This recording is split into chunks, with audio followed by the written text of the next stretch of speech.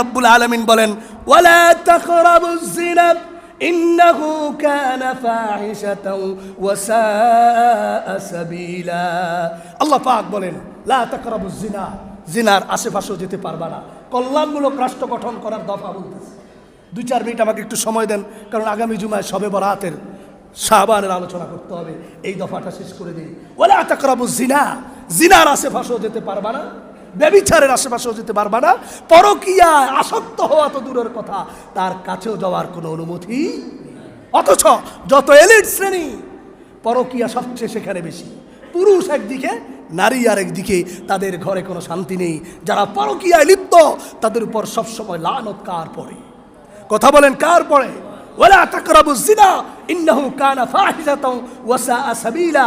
জিনার আশেপাশেও যাওয়া যাবে না, কারণ এটা মারাত্মক। এটা রিজিক কমায় দেয়, ব্যবসা কমায় দেয়। আপনি মনে করেন কই, আমি তো দুবাইতে গিয়ে বুর্জ খলিফাতে থাকি নায়ক নায়িকাকে নিয়ে, আমার তো কিচ্ছু হয় না। আমার আল্লাহ বলেন রেকর্ড করে রাখতেছি আমি, এমন সময় হবে কাছে কাউকে পাইবা না।